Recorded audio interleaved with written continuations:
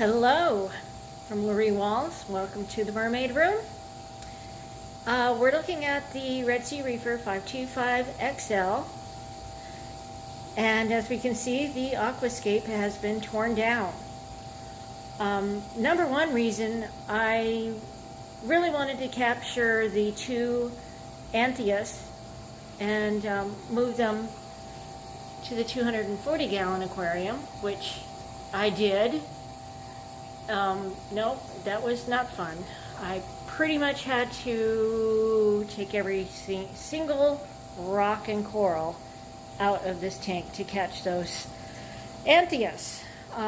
May have been better just to say, oh well, whatever, they'll just stay here, but I really needed to do something in this aquarium anyway. I had some boulders. You may remember some very large rocks where I had corals that had grown, and you probably remember a little bit, some die-off of these blastos, and they were trying to recoup. But that boulder they were on had several other corals on it, and it still does. The deal is, that Pucani rock I got probably, I think it was 2012. And every tank that I've had it in, I've had issues with. Trying to keep it clean. Phosphates, nitrates, never-ending story. Well, I just had it when I basically could not catch these Antheas fish. I took that, as I was taking out the rocks, I took that giant boulder out onto my back patio, corals and all, slammed it on the ground a few times and broke it open to find the most disgusting black, it would maybe equate to black mold in my mind. Just hideous. No wonder phosphates, nitrates, constantly leaching. So it was just way too big, and now I've got all kinds of pieces. There was a second very large boulder of Pucani. I did the same thing too. So now I've got a lot of broken pieces of Pucani, and the clean pieces, I kept all of those, and anything that had corals attached. Currently in my sump I've got corals, corals, corals, corals, corals, yes, corals everywhere. And I've also, I've taken a couple of rocks over here. This great big rock is actually the female Antheas she swam right underneath this piece of coral on this rock and hid from me while I was trying to catch her. And it was the perfect opportunity as I was exasperated with my chase. She stayed in that rock, coral, under the coral, as I brought it over here, set it down, so I didn't actually have to box capture her with a net or anything. So she just took a ride. Actually, I think she took a ride a couple of times back and forth because I didn't realize she was under that coral. But here she is. There's the male. He's such a beauty. That yellow with purple. I guess he really wants to look like this wrasse, the wrasse with 9 lives. But actually, those three fish are pretty much buddies. They were always hanging out together in the Redsea Reefer. So, yep. So I've got 6 green chromis over here, 2 clownfish, 2 Antheas, the wrasse, the queen angel juvenile, who is doing exceptionally well. Oh God, I love that fish. And the blue spot puffer. I did, the red, where'd he go? Hawkfish.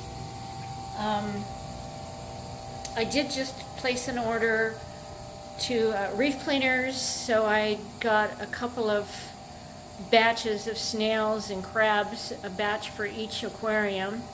So it's nice to see we've got some cleaners happening up here on the glass, and you'll see also some Asterinas who decided to scream up the side of the glass when they realized I brought my 2 oh darn, what are they called?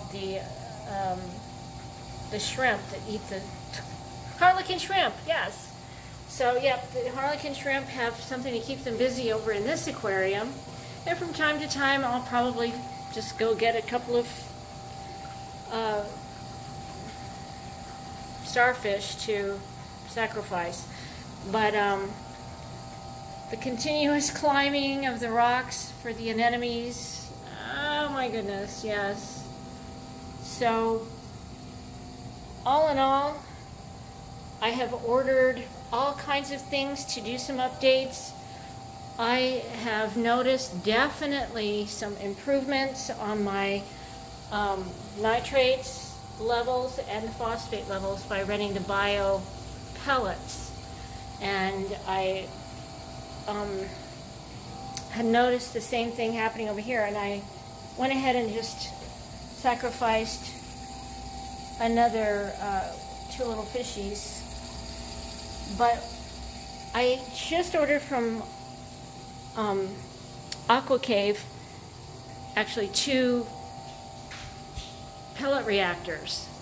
So I'm hoping to keep these pellet reactors going for quite some time, because the nitrate phosphate issues, a lot of it is due to the rock. The rock that I've had for years and years and for years has just built up so much stuff inside of it, it just couldn't breathe. So we've released all of that outside onto my patio, and along with some bristleworms that were in there. It was just black. Anyway, thought I would just kind of give you an update that this is what's happening. I'm waiting for some of that aqua forest powder that makes into a cement, that aqua fix or whatever it's called, so I can create some kind of crazy ass structure in here for my next scape. So I'm dressed and ready to go down, looking for a couple other pieces that I might find interesting to add to my scape.